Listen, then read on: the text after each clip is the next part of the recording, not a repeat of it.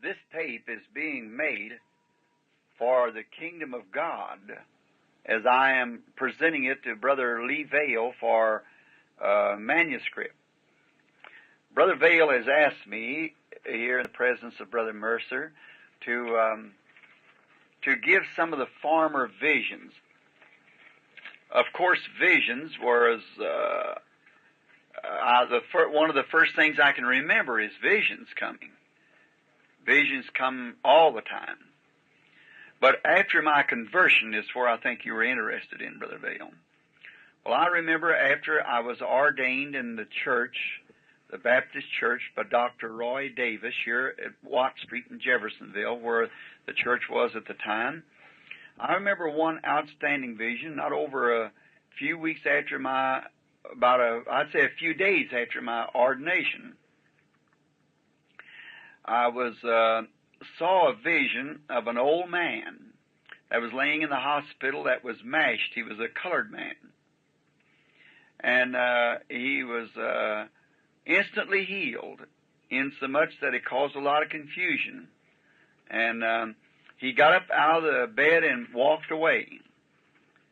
And about 2 days after that, I was cutting off services, non-paid services in New Albany, water and gas and electrical bills.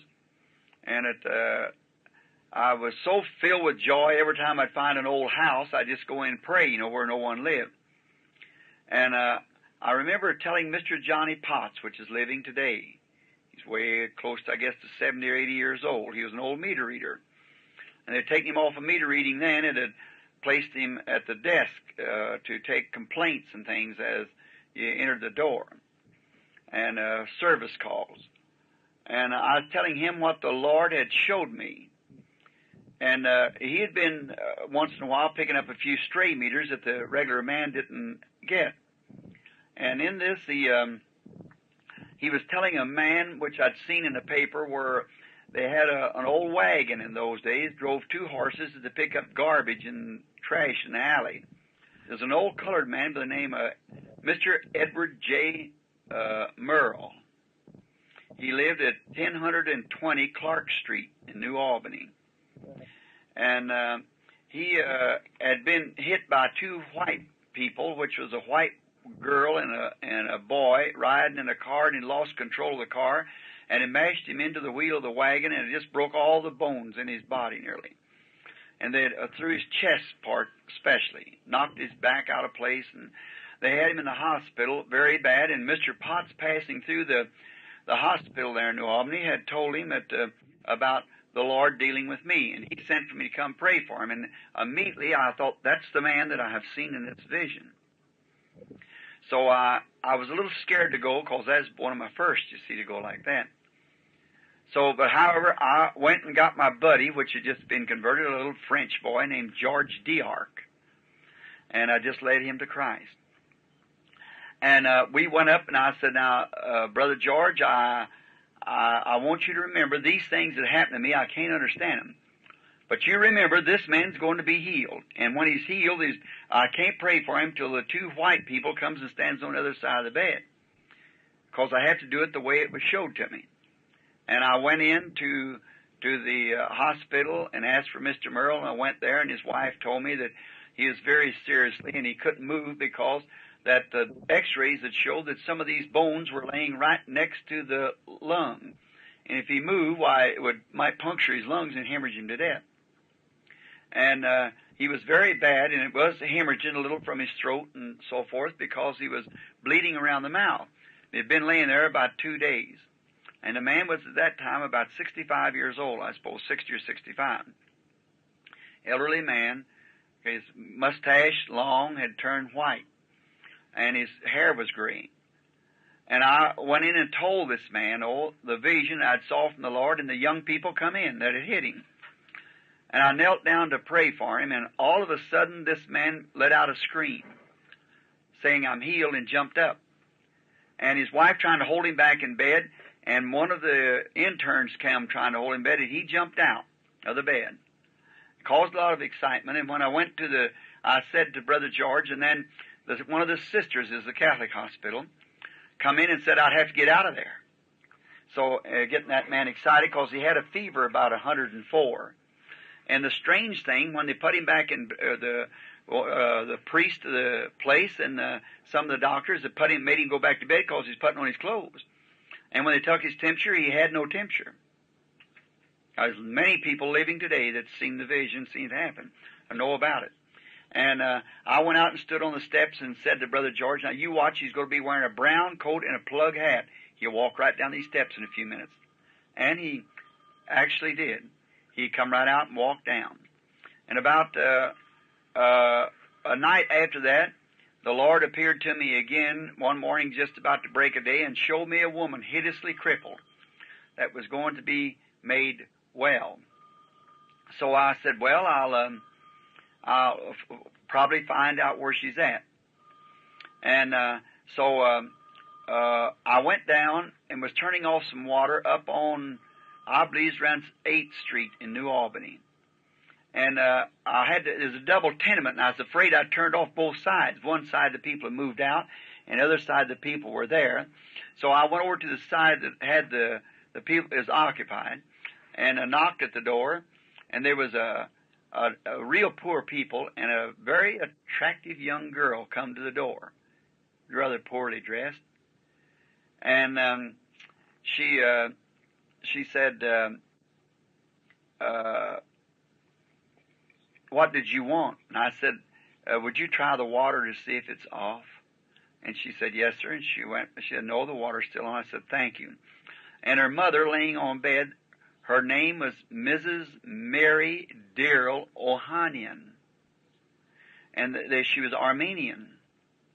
Her boy played fullback, I believe it was, on the New Albany football team. And her daughter was in high school. Her name was Dorothy. And she said, Dorothy says to me, aren't you that man of God that have that healing here in the hospital the other day? My mother wished to speak to you. And I went in. And she told me that she was laying crippled, and she had been crippled in the bed 17 years since this girl was born. And so the girl was 17 years old. And so I told her that, she said, are you that man of God that healed that man? I said, no, ma'am, I'm not a healer. I just merely pray for the sick man, was showed by something it told me. I didn't know what to call it, a vision or what. I didn't know what it was yet. I was just a boy and single and everything. And so there was this lady asked me for prayer for her. And I told her, let me pray first, and then if the Lord showed me to come back. And then when I went out to pray, I got Brother George, and I said, that's that woman that I was telling you that I prayed about. I know it's the same woman. Go with me. And we went up there to offer prayer. And so this little 17-year-old girl, of course me, just a young boy, and she had a brother about 8 years old, something like that. And there's a Christmas tree, it's right after Christmas, standing in the house. And they got behind this Christmas tree to laugh at me to make their mother well. I told her that the Lord was going to heal her. And Brother George and I got down to pray, and when I started to pray, well, that angel that I see that you see in the picture, I seen it hanging over the bed. Well, I reached over and took a hold of her hand. I said, Mrs. Ohania, now she lives in New Albany right now, her and her husband and family. And I said, Mrs. Ohania, the Lord Jesus has sent me and told me before coming that to pray for you and you's going to be made well. Rise up on your feet and be made well in the name of Jesus. Her legs was drawn up under her. She, with the Armenian Bible over her heart, started moving towards the side of the bed. And as she did, then Satan spoke to me. Said, you let her hit that floor, she'll break her neck off that high bed. I was scared for a moment. And I'd always know that what them visions, I didn't know what it was then, had told me was always right. So I went ahead anyhow, let her come off the bed, and God being my witness, as soon as she started to jump from that bed, both legs come straight. Her daughter screamed, pulling her hair, and run out into the street screaming as loud as she could. Neighbors come from everywhere. And there she was for the first time for 17 years, walking around in that room praising God. I left immediately to get away from it. Later, I got acquainted with this young girl and went with her. Of course, this don't have to be on record, but I went with the young girl. Not long after that, a few weeks, I was in my mother's house one evening. And I'd been praying that day, and I just simply couldn't seem to break through to victory in my prayer. And I thought I'd just stay go ahead to bed. I was staying at home at that time. And so I went into the room to pray, and I was about 1 o'clock in the morning, I guess. And I prayed, and all at once I looked, and Mama, she used to take her clothes, just pile them in a chair. We were real poor people. And I looked something white coming to me, and I thought I was looking at that chair of clothes. But it's that angel of the Lord, that cloud, And it come over to where I was, and I was standing in a room, a little, what we call a shotgun house, a little straight house, 2 rooms in it. And it had red wainscoting up here for the side, you see. There's a little iron poster bed to my right side. There's a black-headed woman standing against the one room, went out into the kitchen. She's standing against that kitchen door, weeping. There was a father standing to me and had brought me a baby, that something had been laying on his little chest, and his left leg was wound around till it was laying up against his little body, and the right leg wound vice versa, both arms wound up too against his body, and his little body was twisted and wound up till it right here at his neck. And I wondered, what does this mean? And I looked sitting down to my left, and there sat an old woman, taking her glasses off and wiping them from tears or something on her glasses.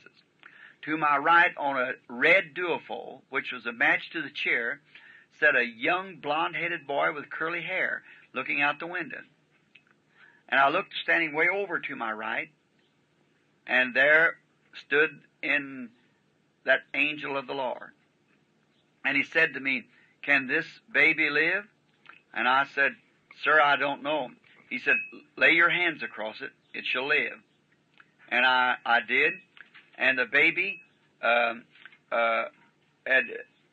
jumped down out of the arms of the father, and the little right leg untwisted, and the right side untwisted, right arm untwisted.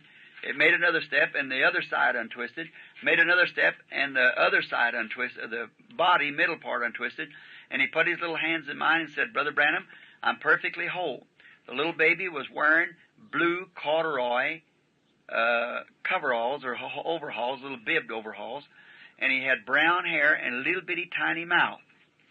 And then the angel of the Lord told me he was taking me somewhere else, and I was carried way away, and he set me down by the side of an old graveyard and showed me the numbers on a tombstone near a church, and he said, "This will be your directing place." He carried me into another place, and there was looked like it had been a little town with about 2 stores in it, and one had a yellow front, yellow bordering on the walls. And I walked up there, or stood there, and there was an old man coming out with a blue corduroy jacket on, or a blue jean jacket, and blue overalls, with a yellow corduroy cap, and he had a big white mustache. He said, "He'll show you the way." And the next time I come to, I was walking into a room following a rather heavy-set young woman. And as I entered the door, the figures in the paper on the wall were red. Up over the door had a sign, "God bless our home." There's a big old brass poster bed laying to my right side, and a chunk stove setting at the left. And over in the corner laid a girl of about 15 years old, and she'd had polio or something that had drawn her right leg up and her foot turned sideways and is drawn under, and she looked like a boy. Only she had hair like a girl, and she had a heart-shaped lips like a girl. And he said to me, "Can that girl walk?" And I said, "Sir, I do not know." He said, "Go put your hands across her stomach."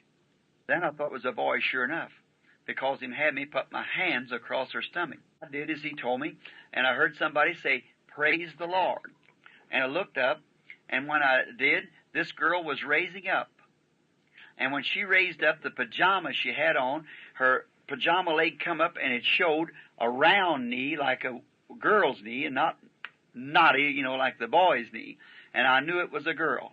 And she had on her pajamas, and she come walking to me, combing her hair. She's blonde, combing her hair. The girl lives in Salem today, married and got 3 or 4 children. And her mother and father are still there also. And so I come to. And I could hear somebody saying, Brother Branham, or Brother Bill. Oh, Brother Bill. And my mother was calling me. And I thought, I could hear one way of coming out of that vision, kind of droggy. And I said, what do you want, Mom? And in the next room where she's sleeping. And she said, there's somebody knocking at your door. And I heard it, Brother Bill. And I opened the door. There's a man stepped in. His name was John Emmel. He lives in Miami, Florida now. And he said, Brother Bill, you don't remember me. I said, no, I don't believe I do. Said, you baptized me and my family. But said, I took a road that's wrong. He said, I killed a man here some time ago, hit him with my fist and broke his neck in a fight. Said, I've lost one of my little boys, the oldest one. And said, the youngest one is laying home dying now.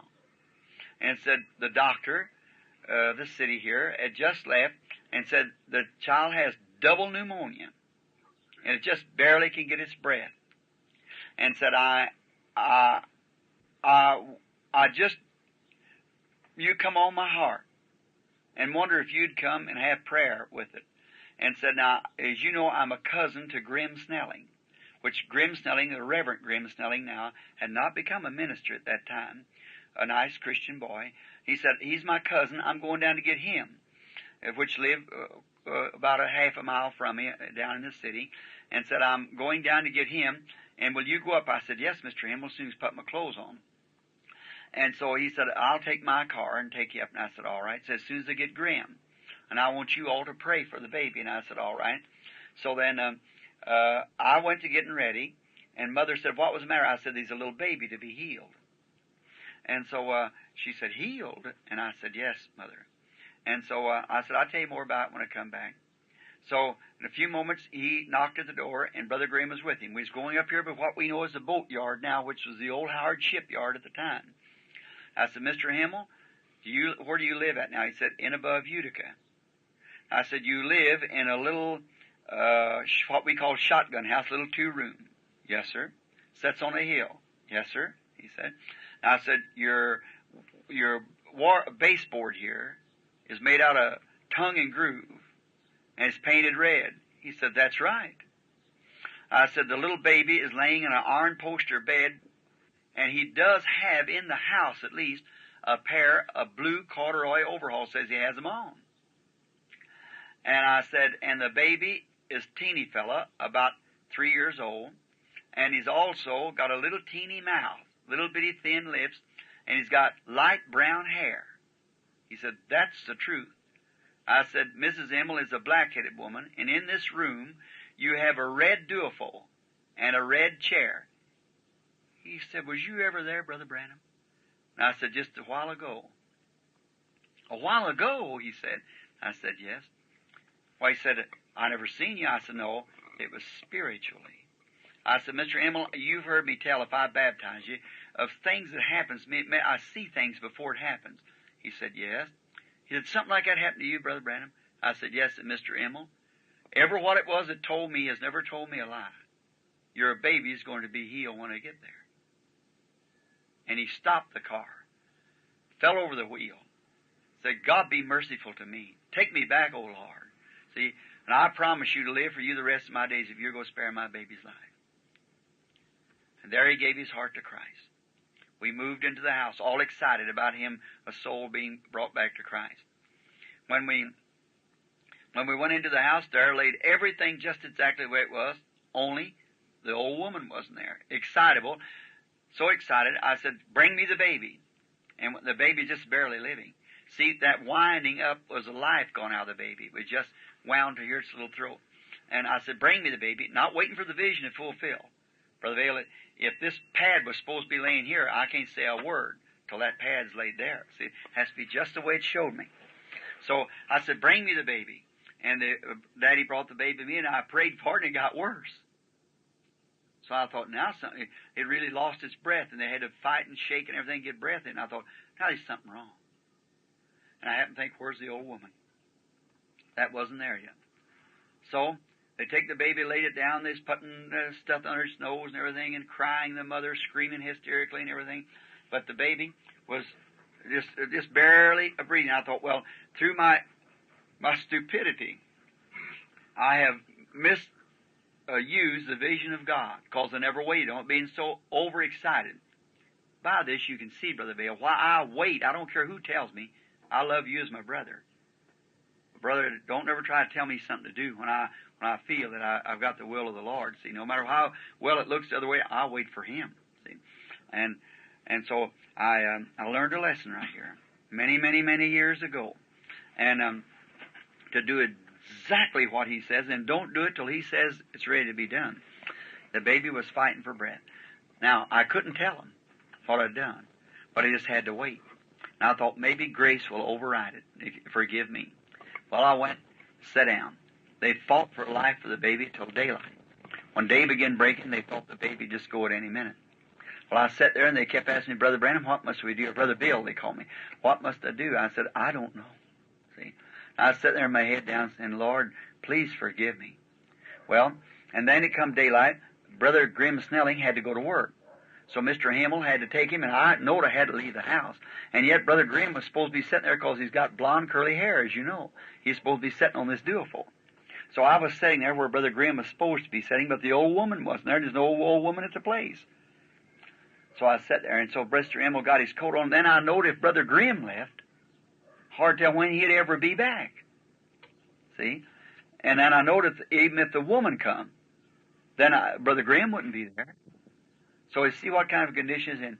And so Mr. Himmel said, Brother Branham, do you want to go, or Brother Bill, do you want to go home? You want me to take you down home? I said, no, sir, I'll just wait if you don't mind. I hate to stay there in the house, just the baby and the mother and myself, because they were young people. He was about 25 years old, I suppose. And I was about the same age. And I said, no, I'll just wait if you don't mind. He said, it's all right, Brother Bill. And so the mother walking the floor hysterically and crying and everything, you know, and the baby's just worse. See, just looked like any minute just kind of catching his breath like it's going.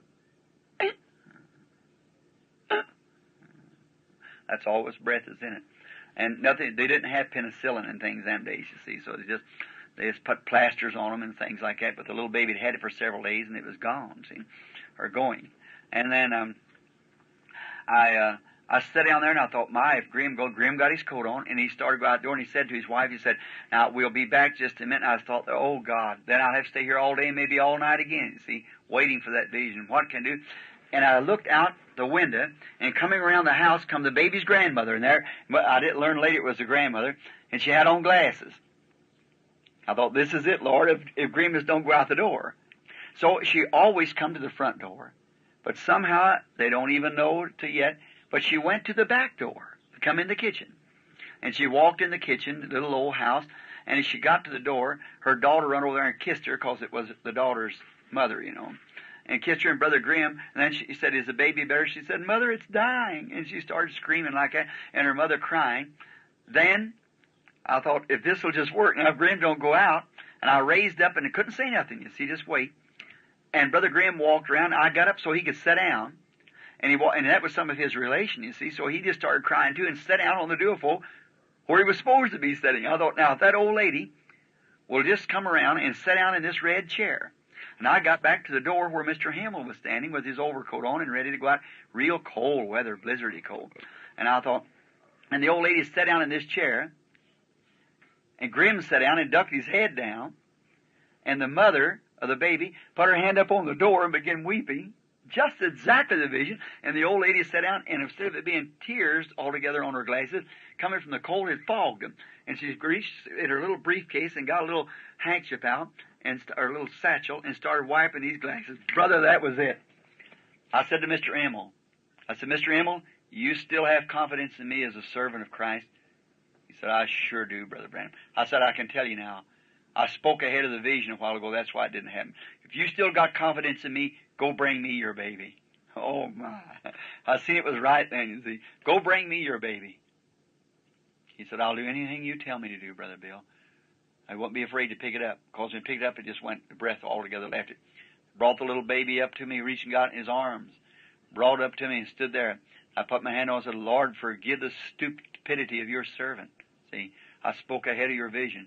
But now let it be known that you're God of heavens and earth. When we were sitting there, the little baby threw both arms around his daddy and began screaming and crying and said, Daddy, I feel all right now.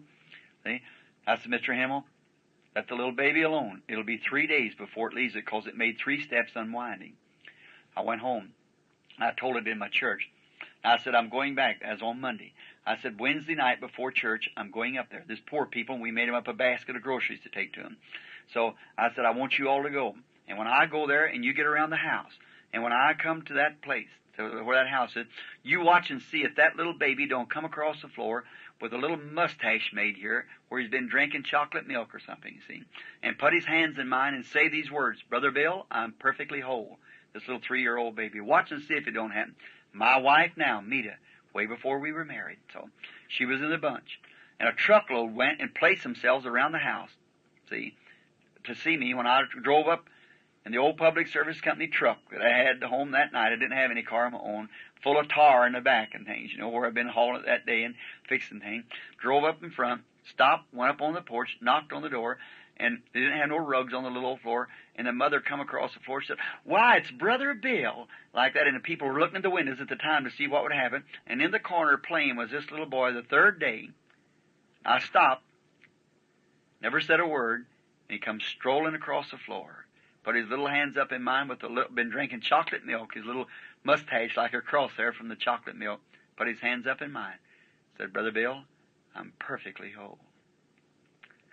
And that night at the church I told it, I said, there's a crippled girl somewhere that's needy. I said, Church, I don't know what these things mean. I can't tell you. And so I was working at the public service, and I remember one day, about a week after that, I started to leave the building, going out. Mr. Herb Scott lives here in the city right now. He was my boss. And he said, I started down, he said, Billy, and I said, yeah. I said, before you leave, I've got a letter here for you. I said, okay, Herbie, I'll pick it up in a minute.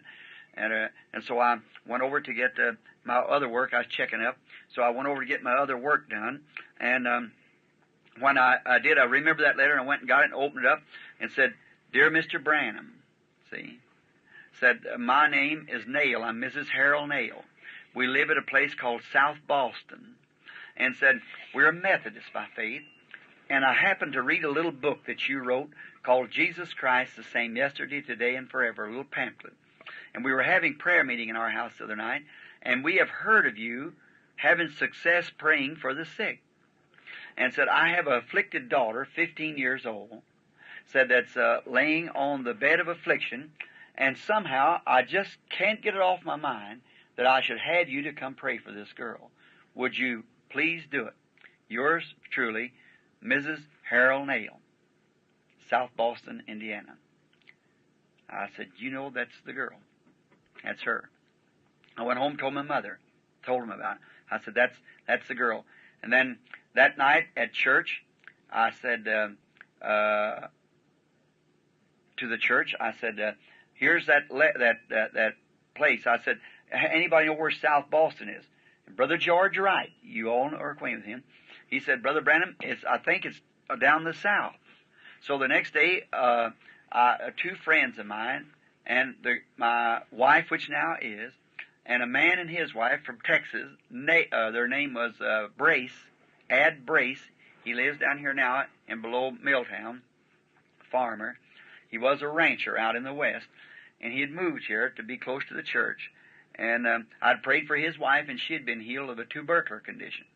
And so he wanted to see this happen. I said, you go with me and see if it don't happen just this way. So the lady had never seen a vision, Mrs. Brace. So my wife went with me, and Brother Jim Weishart, the old elder, you remember the church said, the old deacon, he wanted to see it. And I just had a little old roadster then, and I piled them all in there. And we went down below New Albany, and I found this sign, and I come to find out it wasn't South Boston, it was New Boston. So then I didn't know where to go. So I come back up to Jeffersonville and asked somebody, and somebody went to the post office, and they said, South Boston is up above Henryville. So I went up to Henryville, and I asked there, and they said, turn off on this road. It's about 15 miles back where these knobs here. You find a little place, you'll be careful, you'll miss it. Said because it's just one little store, and the store's got the post office and everything else in it. South Boston. Over in these knobs. These 17,000 acres of them knobs in there, you see. And this is over behind it in the hills there. So we went on riding along, and all at once I felt real strange. After being driving 5 or 6 miles, and I felt real strange. And I said, I don't know. They said, what's the matter? I said, I believe that one that talks to me wants to talk to me, so I'm going to have to leave the car. So I got out of the car, and the women sitting on women's laps, you know, and everything, that little old roadster. And I got out of the car and went around behind the car. Now I bowed my head down, put my foot up on the bumper in the back of the car. And I said, Heavenly Father, what would you have your servant know? And I prayed, nothing happened. I waited a few minutes, and I thought, well, usually where there's a crowd like that, I have to get to myself. And so I waited a few minutes, and I happened to be attracted to look over there. And I happened to think, well, look here, here's that old church sitting down here. And if you ever at it, it's a Bunker Hill Church. And I looked over on the side of Bunker Hill Christian Church, and there was a tombstones of the graveyard right in front of the church. And I went over there, I said, now you all got them letters. I've never been in that country before in my life. Never was in above there anywhere in my life. And I said, you get them names and numbers and come over here and sit there and say one on this tombstone. And there it was, just exactly. I said, that's it. We're on the right road now. I said, that's the angel of the Lord. See, I passed right on by it and not know it. So, he's perfect. And so we rode on and on. Directly I met a man, and I said, could you tell me where South Boston is, sir? He said, you jog to the right and the left, and, you know, so forth like that. And we just kept on going. So after a while, I noticed I come into a little place, and it had a kind of a little village-like, and I looked, and I said, that's it. That's it right there.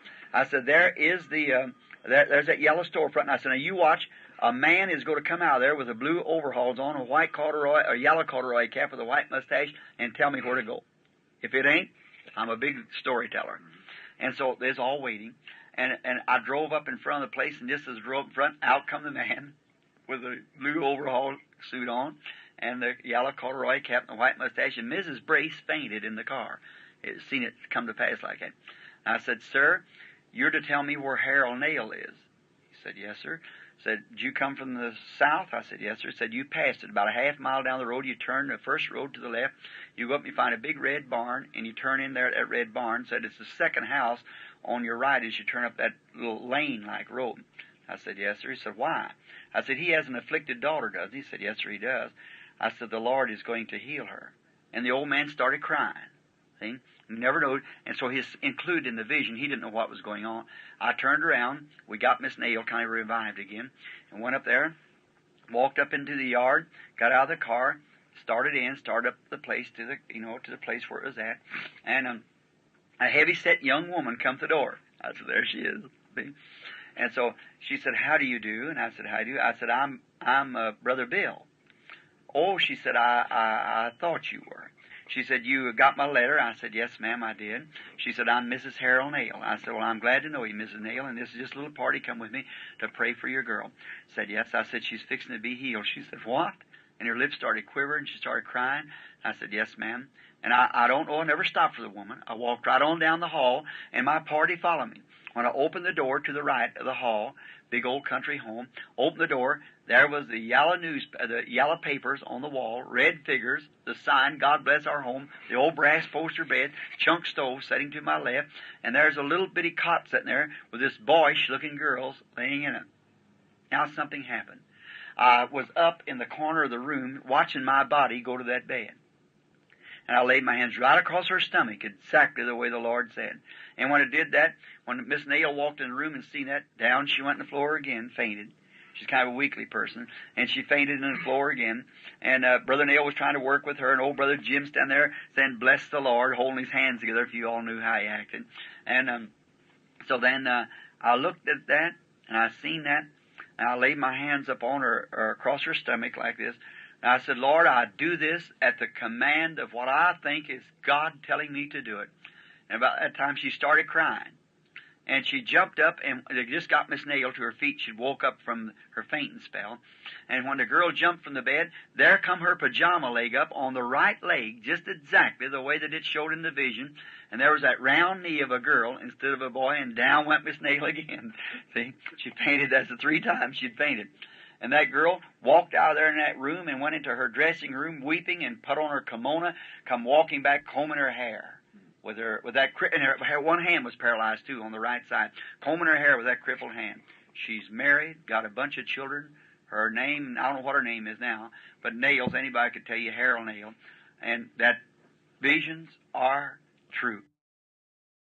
I could place that and take you to people that would make a volume of books if such things had happened. Now that's true, Brother Dale. I'll fail. I'm a man. I'm a failure to begin with, and a very poor substitute for a servant of Christ. Merrell. I thought it was that Merrell, yeah. Is that all the names we use now? Mail with N-E-I-L? N-A-I-L. Brace, B-R-A-C-E. B-R-A-C-E. Add Brace. And I think I've got them all. Just a minute. Graham, Schilling. Graham, G-R-A-H-A-M, S-N-E-L-L-I-N-G. Oh, Schilling. Yeah, we got it.